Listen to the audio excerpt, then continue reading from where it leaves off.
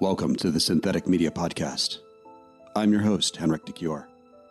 Join me for interviews and thoughts on the ever-expanding topic of synthetic media.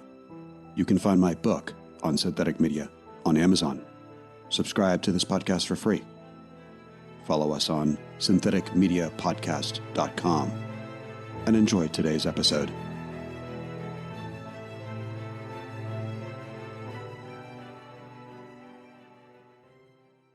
My name is Aaron Jones, and I'm one of the co-founders of Epic AI. At Epic AI, we're developing synthetic video technology to help connect the world. Specifically, we have a technology called VidVoice that simultaneously translates live video feeds, enabling users to speak languages fluently without ever having learned the language or an interpreter or subtitles. It's a real game changer for online video conferencing across borders. Aaron, how are you involved with synthetic media? We've been involved in synthetic media for the past few years. My co-founder is a researcher in the space, been working in the space much longer than I have. My background is actually in computer vision. Prior to this company, I started a business that was focused on visual search, helping retailers to make their sites easily searchable by uploading images to find similar items and then making recommendations. And I guess the next logical step was, instead of helping people find things in the real world, why not generate and create things for this new metaverse world that's coming into existence? And I think synthetic media is really, really interesting for this sort of new, Internet 3.0 type era that we're walking into. And the metaverse, and Facebook is doing a lot of work in the space. Microsoft's doing a lot of work secretly. And Samsung is quite openly doing a lot of work in the space.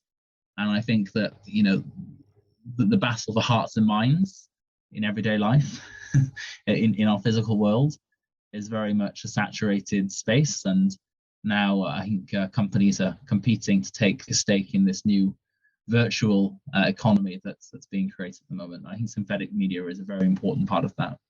Aaron, what are the biggest challenges and successes you've seen with synthetic media? Yeah, I guess it depends on, what the goal is. Like for us as a company, we're all about helping businesses communicate. So we have a product that's on the market called the Epic Studio that allows businesses to create videos from text. You simply log in, you pick an avatar, a photorealistic avatar that represents a person, you type a script, and then you can generate videos in multiple languages. So we've been working with companies like Roche Pharmaceuticals who've been using this to create training videos. They've had quite a lot of success. They've massively reduced their costs. They've been able to personalize their internal training program to each employee, which is quite significant for a large company like Roche. Equally, we've been working with small SMEs that have been able to make video for the first time. They've never been able to afford video before, but it costs like £1,000 plus to make a short promotional video. But now with a £30 a month subscription, they can make videos with different actors, different scripts, and they can sort of really rapidly iterate. And I think really that is the great thing about synthetic media. It can be used to rapidly iterate things that you've created. And it's also getting a lot of bad press. There's a lot of challenges around bad actors using synthetic media to deep fake people. And there's been a lot of bad stuff too. But I think when you look at any new technology, there's a period of Wild West cowboyness where people seek to exploit things and do stuff while no one else is looking. The same thing happened in crypto at the beginning when crypto was first being used. It was largely being used on Silk Road and by people that had less noble intentions. Now it's widely adopted by millions and millions of people all over the world, and it's being used as a currency. So I think synthetic media is very much in the early stages that Bitcoin was in, like sort of 7, 8, 9, 10 years ago. But I'm very excited to see where things go, and we're seeing lots of innovative uses. Our company is one example. There's also companies like Our One that's trying to create avatars of people. There's great companies like Algorithmic that are doing lots of work around voice cloning. And I think that voice is probably going to be sort of a bigger part of everyone's life more immediately than video.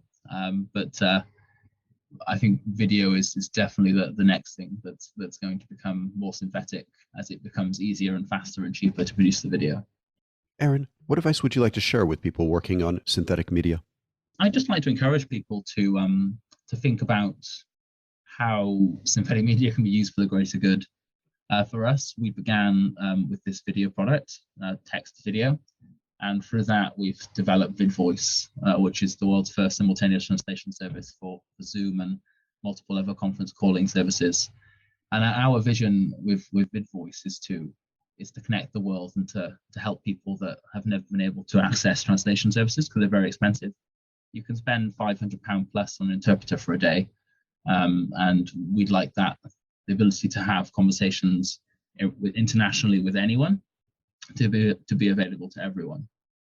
And I think that use cases like this for synthetic media are very important. Also, there's a lot of work in making training data for medical imaging to help detect cancer and sort of prevent disease. I'd like to see more of these types of use cases coming into mainstream media.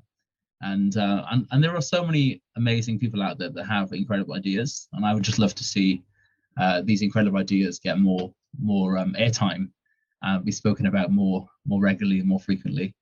And I think very, very quickly people are sort of getting bored of the whole deepfake idea, because we live in a world where people want what's authentic. People crave authenticity more than anything else.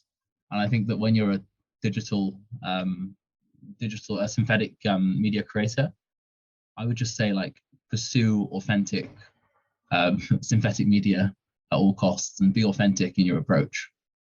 Aaron, where can we learn more about synthetic media and your work on the subject? I think there are lots of great resources coming up. Adobe has a synthetic media initiative that's aimed at the authenticity of and the provenance of images and video. That's a really exciting place to check things out. If you want to find out who all the companies are in the space, Samsung has made a synthetic media landscape. I really recommend checking that out. And if you'd like to see a bit more about what we do at Yepic, you can go to the Yepic AI website, or you can go to vidvoice.ai to read specifically about our VidVoice translation service. And I think the synthetic media landscape is a great place to find out all the companies that are doing cool stuff in the space.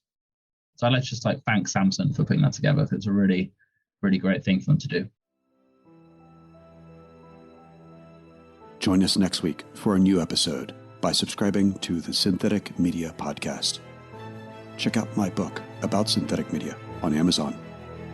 Follow us on syntheticmediapodcast.com. This podcast was produced by Henrik de Gior. Music by Mattia Capelli. If you enjoyed this podcast, please leave us a 5-star review. And thank you for listening.